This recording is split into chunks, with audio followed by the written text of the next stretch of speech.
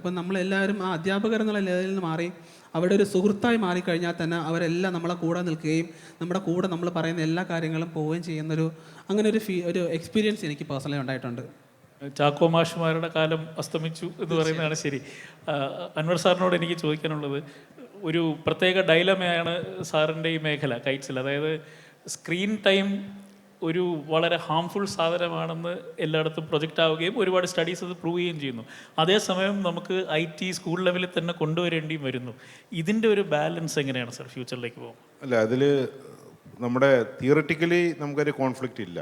Because screen time എന്ന് പറയുന്നത് നമ്മൾ വളരെ മിനിമം കാര്യങ്ങളെ കുട്ടിക്ക് സ്കൂളിൽ നമ്മൾ ഈ ഡിജിറ്റൽ ടെക്നോളജിയുമായി ഉപയോഗിച്ച് വർക്ക് ചെയ്യേണ്ടി വരുന്നുള്ളൂ. അതിൽ കൂടുതൽ നമ്മൾ ഇൻസിസ്റ്റ് ചെയ്യുന്നില്ല എന്ന് മാത്രമല്ല, നമ്മളത് പ്രോത്സാഹിപ്പിക്കുന്നില്ല. That is true. See the covid has created ഈ പറയുന്നതിൻ്റെ മൊത്തം ഈ സിസ്റ്റത്തെ ഒരു പാരലൈസ് ചെയ്തു in that way. See covid സമയത്ത് പോലും ഇപ്പോൾ നമ്മൾ എഡ്യൂക്കേഷൻ ഡിപ്പാർട്ട്മെൻറ്റ് ത്രൂ കൈറ്റ് എടുക്കുന്നൊരു സ്ട്രാറ്റജി, ഒരു കുട്ടി പ്രത്യേകിച്ച് പ്രൈമറി കുട്ടി സ്കൂളിൽ നിന്ന് പ്രാക്ടീസ് ചെയ്യേണ്ടാത്ത ഒരു ഡിജിറ്റൽ ടെക്നോളജിയും അവർക്ക് വീട്ടിൽ നിന്ന് പ്രാക്ടീസ് ചെയ്യേണ്ട ആവശ്യമില്ല. So we have purposefully decided not to implement any application which has an online mode alone.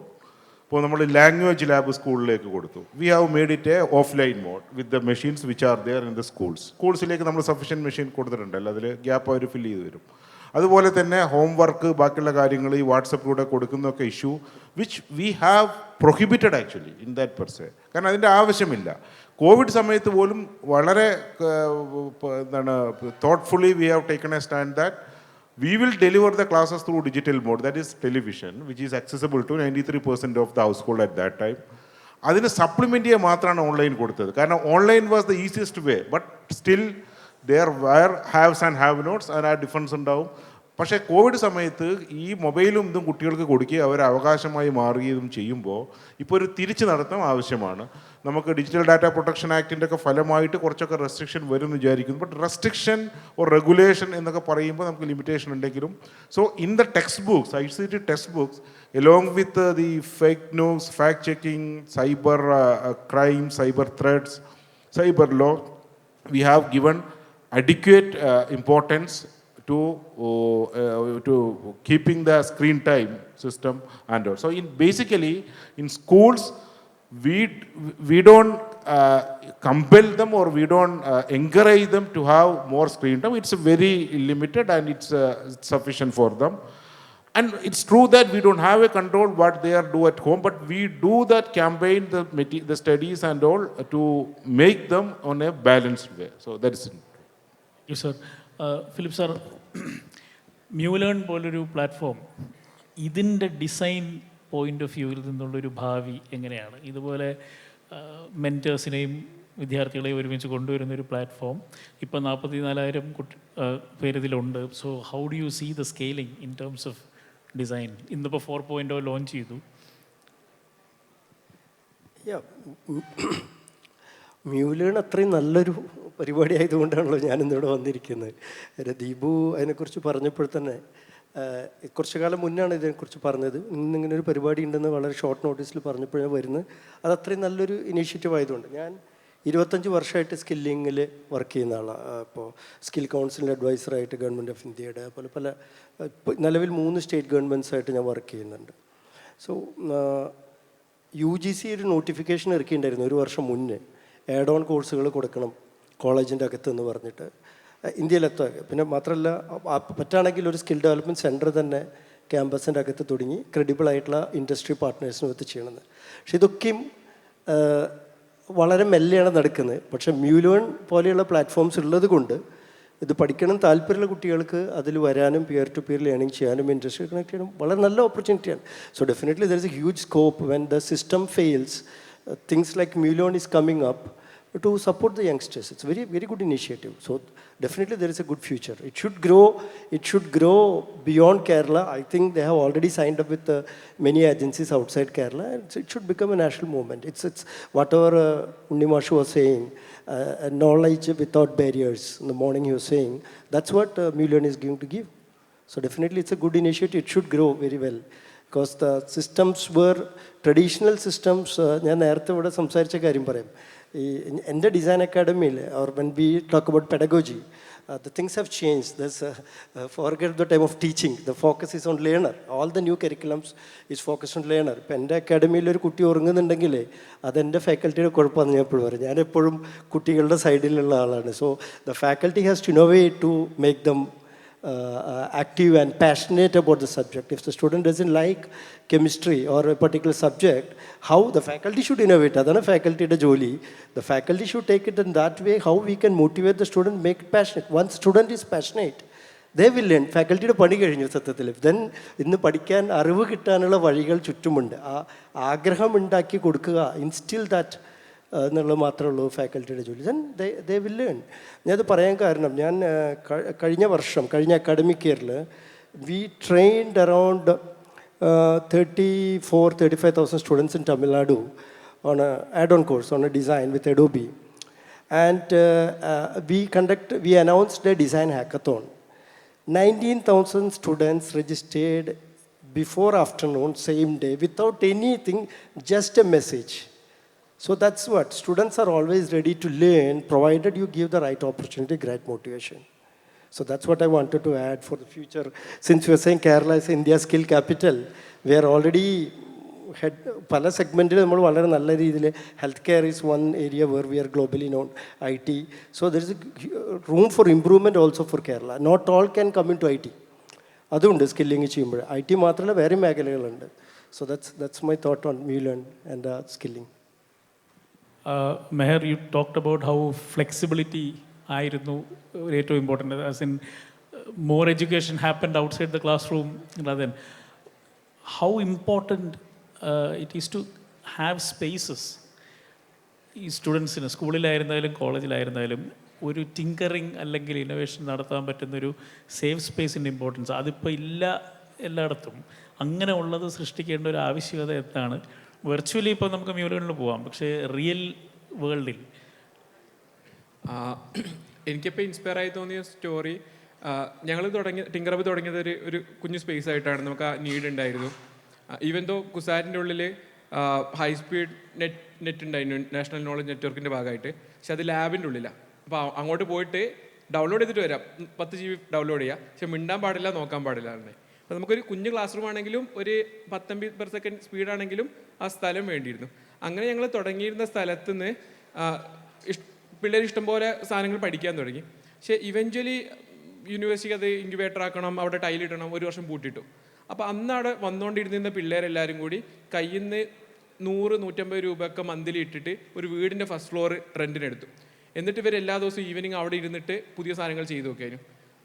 അതിലുണ്ടായിരുന്ന ആ പിള്ളേർ കേരളത്തിൽ നിന്ന് ബസ്സിലോ ട്രെയിനിലോ കയറി പോകാൻ പറ്റുന്ന എല്ലാ ഹാക്കത്തോണുകളിലും ജയിച്ചു. അതിൽ ഒരു ചെക്കൻ ആക്ച്വലി ഇപ്പം ഗ്രഹാം ബെല്ലിൻ്റെ AT&T ബെൽ ലബോറട്ടറി റിസർച്ചറായിട്ട് വർക്ക് ചെയ്യുന്നുണ്ട്. അവർക്ക് അന്ന് സിംഗപ്പൂർ എയർലൈൻസിൻ്റെ ഒരു VR സാധനം ബിൽഡ് ചെയ്യാനുള്ള ഒരു കോൺട്രാക്ട് കിട്ടിയിട്ടുണ്ട്. അപ്പോൾ എനിക്ക് തോന്നുന്നത് ഒരു കുഞ്ഞു ഒരു കുഞ്ഞു സ്പേസ് ആണെങ്കിലും ഭയങ്കര ഇമ്പോർട്ടൻ്റാണ്. പിന്നെ എനിക്ക് തോന്നുന്നത് കേരള ആസ് എ കൾച്ചറിൽ വായനശാല is a very big deal. ഇപ്പം എനിക്ക് തോന്നുന്നു സോഷ്യൽ മീഡിയകൾ നോക്കുകയാണെങ്കിൽ large amount of discussion happening around third spaces.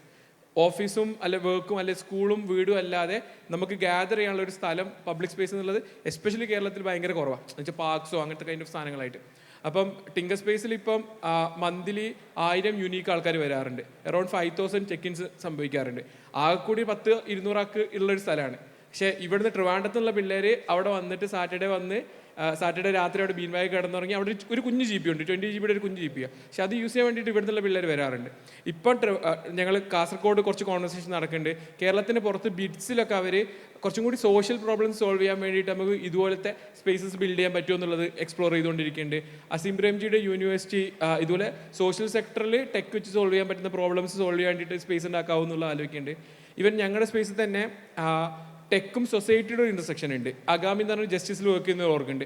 Our across ഇന്ത്യയും കുറച്ച് പുറത്തുനിന്നുള്ള ജസ്റ്റിസ് വർക്ക് ചെയ്യുന്ന ആൾക്കാരെ കൊണ്ടുവന്നിട്ട് എങ്ങനെ ജനറേറ്റീവ് AI ഈ ഡൊമൈനിൽ എക്സ്പ്ലോർ ചെയ്യാൻ നോക്കണ്ടേ. അപ്പോൾ അപ്പോഴൊക്കെ പ്രശ്നം വെച്ചിട്ടുണ്ടെങ്കിൽ ഒരു കുഞ്ഞ് സ്പേസ് എങ്കിലും, പക്ഷേ ഈ ഒരു ഇമോഷണലി സേഫ് സ്പേസ് എന്നുള്ളൊരു പ്രശ്നമുണ്ട്. ഇത് നമ്മുടെ സ്ഥലമാണ്, നമുക്ക് വരാൻ പറ്റും എന്നുള്ള സാധനം. അപ്പോൾ എനിക്കൊന്ന് വലിയ റൂമോ കോടികൾ മുടക്കുന്നതിനെക്കാട്ടിലും അസാപ്പിനൊക്കെ ഹ്യൂജ് ഇൻഫ്രാസ്ട്രക്ചർ ഉണ്ട്. പക്ഷേ ഇത് ആക്സസിബിൾ ആവുക എന്നുള്ളതും ആൾക്കാർക്ക് ഇത് എൻ്റെതാണെന്ന് ഫീൽ ചെയ്യിപ്പിക്കുക എന്നുള്ളതും ഭയങ്കര ഇമ്പോർട്ടൻ്റാണ്.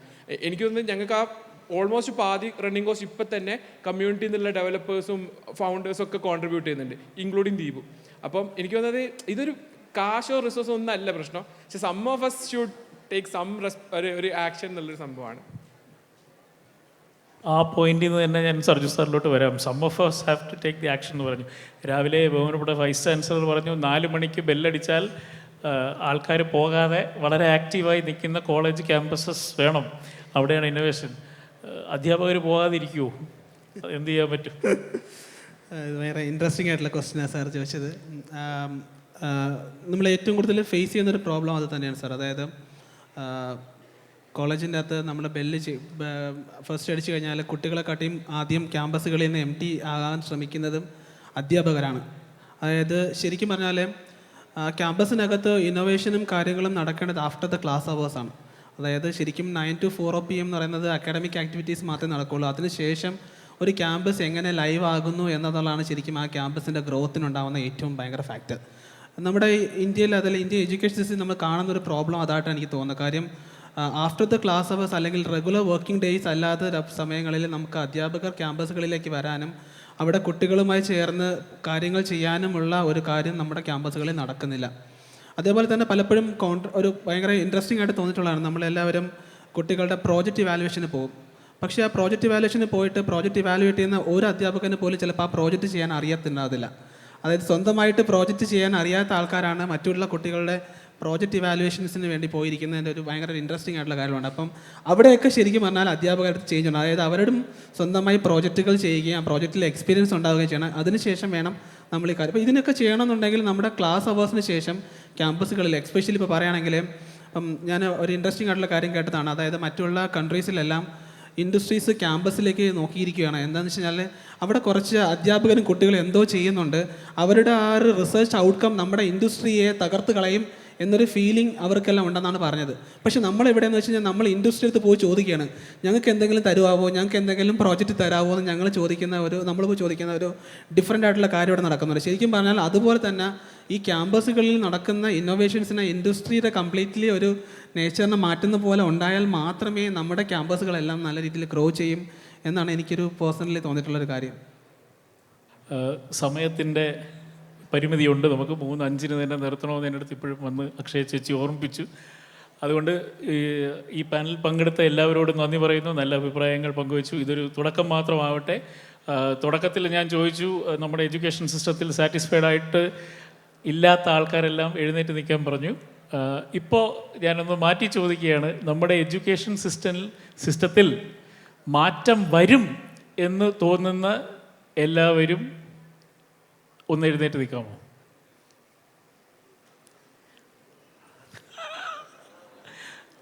നമ്മുടെ എഡ്യൂക്കേഷൻ സിസ്റ്റത്തിൽ മാറ്റം വരും എന്ന് ഇതിൻ്റെ നേരെ ഓപ്പോസിറ്റാണ് ഇപ്പോഴുള്ള ക്രൗഡ്. അത് വളരെ എൻലൈറ്റനിങ് ആണ് ആ ഒരു ആറ്റിറ്റ്യൂഡ് കാണാൻ വേണ്ടി. നേരത്തെ ബാക്കിലിരുന്ന എല്ലാവരും എഴുന്നേറ്റു, ഇപ്പോൾ ഫ്രണ്ടിലിരുന്നവരാണ്.